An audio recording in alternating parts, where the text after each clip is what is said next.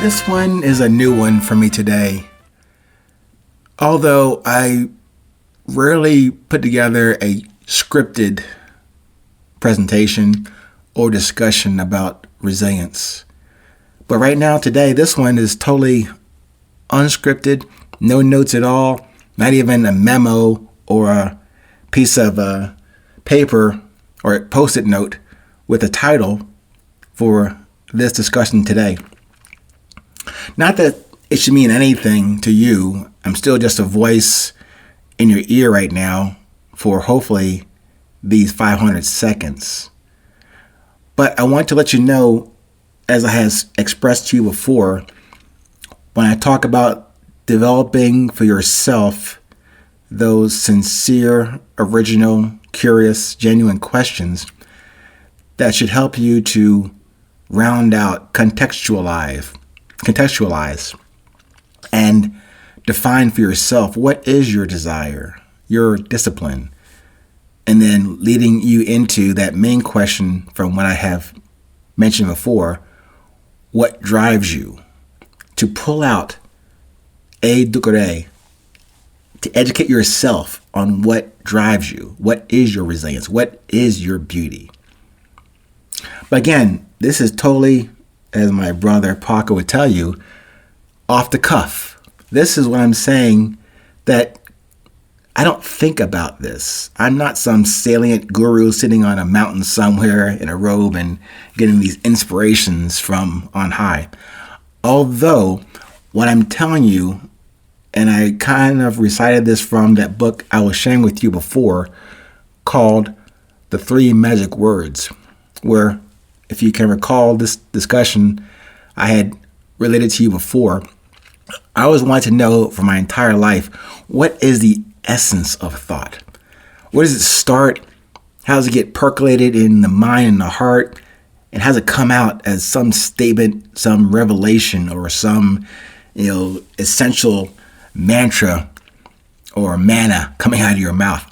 I want to know that kind of stuff. And it wasn't until maybe a year or so ago that I came across that book, The 3 Magic Words by Mr. U.S. Anderson. And somewhere in the middle of that tome was, we don't think,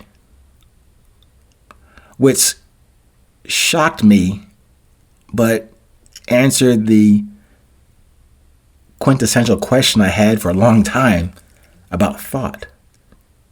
That we don't think. We are broadcasted to, things are streaming to us on a daily basis about what to consider, what to pursue, what piques our attention, what interests us, what drives us, what distracts us. All that stuff comes through probably in a incessant, continuous form.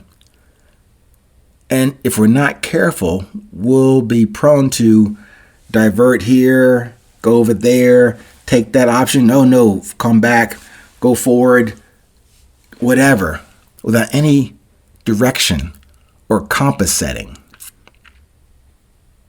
That's why, to me, I'm not giving you anything you don't know. But if you're able to define for yourself what you do well, what you enjoy doing, and then mix and match those things that appear on both sides of that ledger, that should be an indicator of that question I keep asking for you to ask yourself, what drives you? And that's the main gist of this conversation today. When I mentioned also in the previous episodes about this thing I'm calling resilience. Yeah, call it leadership, call it integrity, call it consistency, call it empathy, whatever you want to call it. But I centered on this one word called resilience as something I believe we have in common, that we have in common across not just states, over those mountains, over those rivers, over those seas, globally. We all have this capability, but not many of us have activated that quality that we were given as the reason for us being here still today in this moment. resilience. So I mentioned that in this discussion today, totally unscripted and off the cuff, about what we have more in common than what's on the margins of our differences.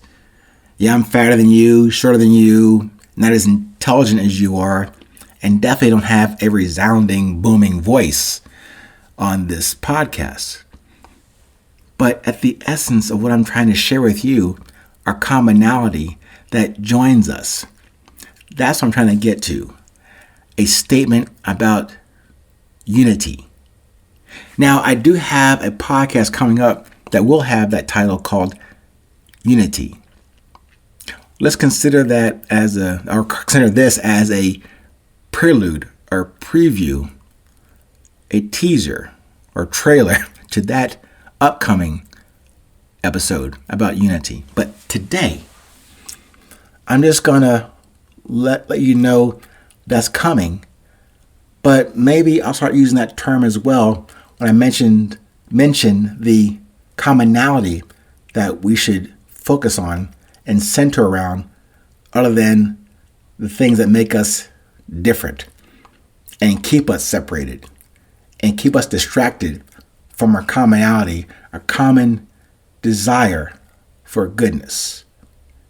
Yes, those words I've used before: positivity, productivity, yes, and of course, love.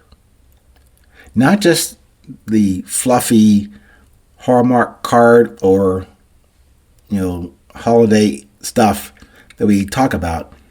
No, when I discussed this before, the substance of love, not just the idea, but also not just the idea, but the substance of love that we all have and was given to us, given to me, given to you at birth. We did not order it. We did not organize it. We did not try to retain or hoard it, keep it just for ourselves. It's not our job or authority to keep that away from ourselves or from others. It's inside of us. But also what's inside of us is the necessity, the urgency to share that outward.